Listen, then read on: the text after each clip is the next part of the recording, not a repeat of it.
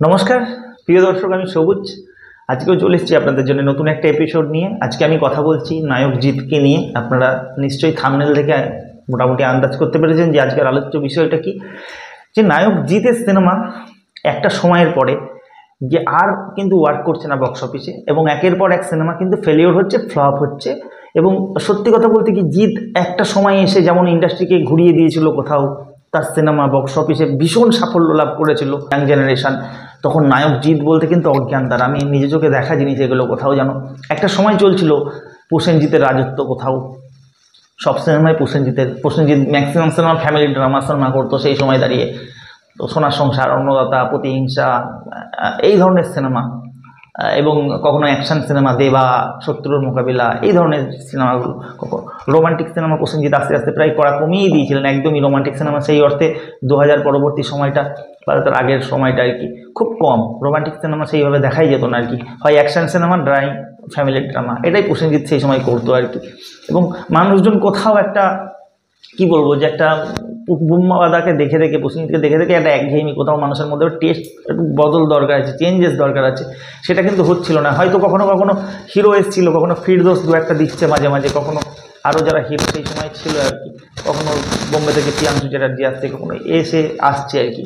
কিন্তু সেটা কোথাও যেন ওয়ার্ক করছিল না। এবং তাপস পাল, চিরঞ্জিতদের জামানা, অভিষেকদের জামানা প্রায় শেষের দিকে, ওই second lead, fourth lead, third lead, এরকম হয়তো 500 চরিত্র সেই ক্যারেক্টারগুলো করছে। তারা কখনো সেই সময়ের হিরো নয়। আর যদিও তারা হিরো হয়ে যে সিনেমাগুলো রিলিজ দিয়েছে, সেই সিনেমাগুলো একটাও বক্স অফিসে লাগেনি, প্রত্যেকটা সিনেমা ফ্লপ।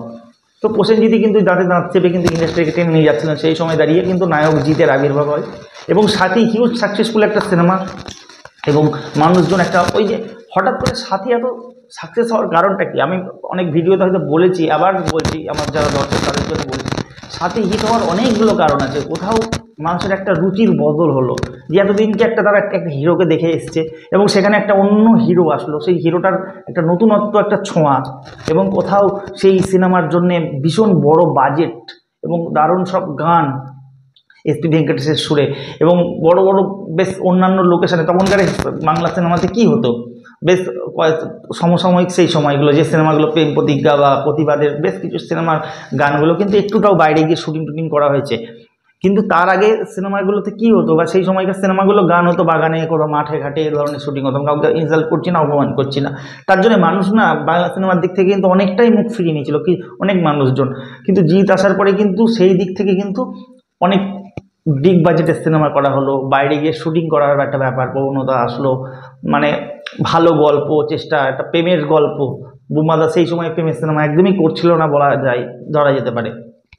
তো জিৎ কিন্তু এই সাকসেস ব্যাপারটা কিন্তু খুব বেশি দিন কিন্তু ধরে রাখতে পারিনি। একটা সময় আসলো যে একটা আগুনের ফুলকির মতো আসলো, কিন্তু সাথী, সঙ্গী, প্রেমী, বেশ কিছু সিনেমা, রোমান্টিক বয়, চকলেট বয় হিসেবে কিন্তু বেশ সিনেমাগুলো কিন্তু বন্ধন বাজি মারলো। কিন্তু তার মাঝখানেও কিন্তু জিৎ শক্তির মতো সিনেমা কিন্তু দাঁড় করাতে পারেনি, সেটাও কিন্তু প্রেমের সিনেমা ছিল। এবং আমার মনে হয় জিতের কেরিয়ারে যতগুলো রোমান্সের সিনেমা আছে, রোমান্টিক সিনেমা আছে, তার মধ্যে শক্তি সিনেমাটা অনেক অনেক ভালো গল্প ছিল। যদিও কিন্তু আমার মনে হয় ডিরেক্টর এবং কোথাও প্রোডাকশন হাউস বা যাই বলে অনেকটা গাফিলতির কারণে কিন্তু সিনেমাটা কিন্তু ওয়ার্ক করেনি কোথাও। কিন্তু জিৎ কিন্তু ভালো কাজ করেছিল, এবং আমার ওই গান, যে সিনটা এখনও মনে পড়ে গেলে, ও মানুষই তোমার জন্য, বা ওই গানটা আর কি, মন যদি ব্যথা পাই প্রেমে, স্বপ্নের ছবি যায় থেমে, প্রেমে রাজস্ব, এই যে গানটা যখন হচ্ছে, সেই মানে কোরিওগ্রাফিটা আমার খুব ভালো লেগেছিলো। কিন্তু সিনেমাটা ওয়ার্ক করেনি। সেই থেকে ওই শুরু হলো কিন্তু তার লাইফের কিন্তু ফ্লপ দেওয়া শুরু হলো।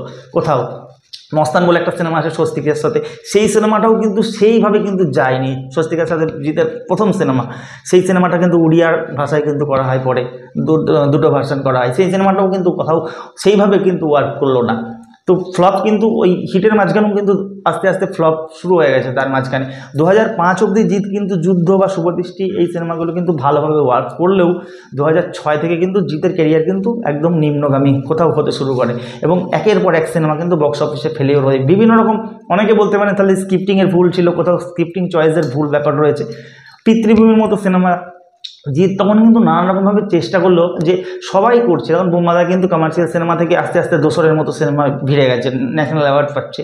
জিতেরও কোথাও না যে একটা চেষ্টা ছিল, যে যেহেতু সে মানে চকলেট বয় ইমেজ নিয়ে এসেছিলো, সেও কিন্তু চেয়েছিল যে আমিও একটু অন্যরকমভাবে ট্রাই করে দেখি, যে আমিও পারি এরকম যে ব্যাপারটা। এটা কোথাও একটা হিরোর ক্ষেত্রে তো হয়, যে রেগুলার এক ধরনের সিনেমা কেন করবো, আমি একটু অন্য ধরনের চয়েস করব।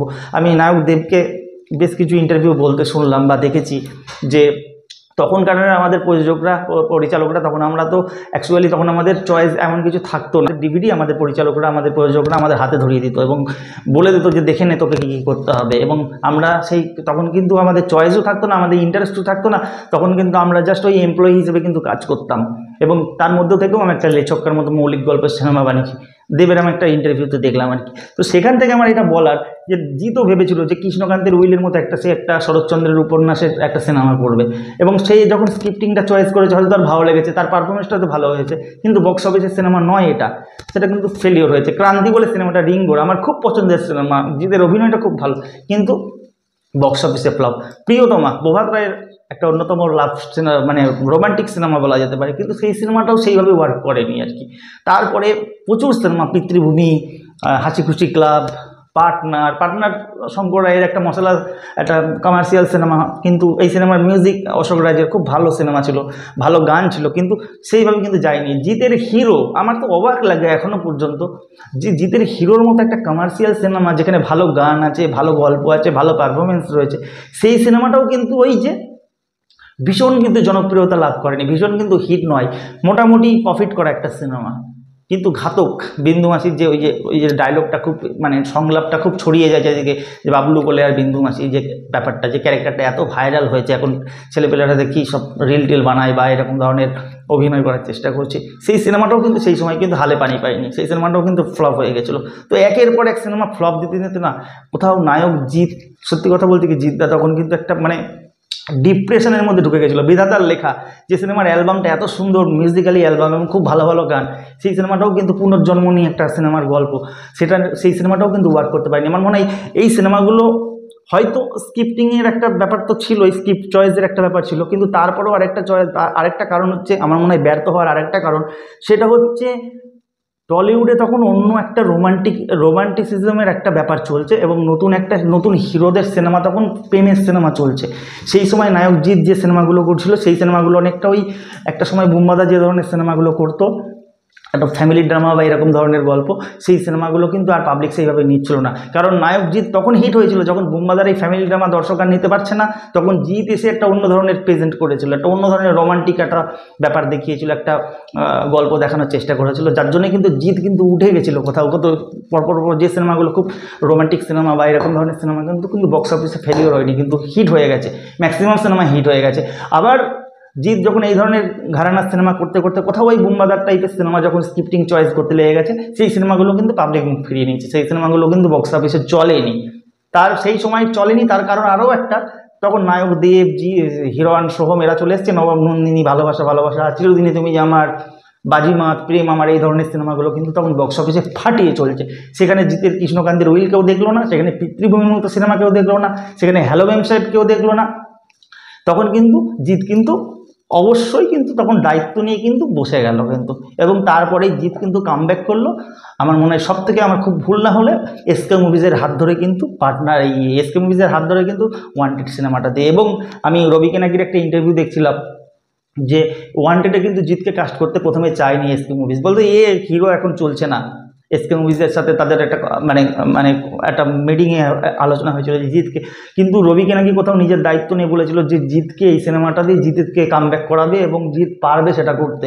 কোথাও ডিরেক্টরের দায়িত্ব নিয়েই জিতকে সাইন করানো হয়, এবং জিতকে দিয়েই ফাইনালি ওয়ান্টেডটা করে, এবং জিত একটা অ্যাকশান অবতারে ফিরে আসে, একটা নয়া একটা লুক নিয়ে আসে, এবং সেই সিনেমাটা খুব হিট হয়। তারপরে আর জিতকে ফিরে দেখাতে হয়নি, তারপরে একের পর Josh, Fighter, Shatru, back to back cinema hit দেয়, এবং এখনও পর্যন্ত সে কমার্শিয়াল সিনেমাতে মানে নিজেকে ধরে রেখেছে, এখনও পর্যন্ত কমার্শিয়াল সিনেমা করছে। আমার বুমেরাং বলে যে সিনেমাটা লাস্ট রিলিজ করেছিল জিতের, আমার সত্যি খুব ভালো লেগেছিলো। তো আমার মনে হয় জিতের এই ডাউনফল অনেকগুলো কারণের ফলে হতে পারে, কারণ একটা টাইমের পরে যে ফ্যামিলি ড্রামায় বা এই একটা উপন্যাস ভিত্তিক গল্পে ভিড়ে গেছিলো, যেগুলো হয়তো দর্শক তাকে দেখে কোথাও তাকে ভালো লাগেনি বা তার এই পারফরমেন্স দর্শক পছন্দ করেনি, হয়তো তাকে একটা লাভার বয় বা একটা চকলেট বয় ইমেজটা তাকে চাইছিল, সে যতদিন এই ধরনের ক্যারেক্টার করেছে সেগুলো হয়তো পাবলিক নিয়েছে, বা ভুলভাল স্ক্রিপ্টিংয়ের কোথাও চয়েসের ভুল হতে পারে, সেটাও হয়তো পাবলিক ঠিকঠাক নিতে পারেনি।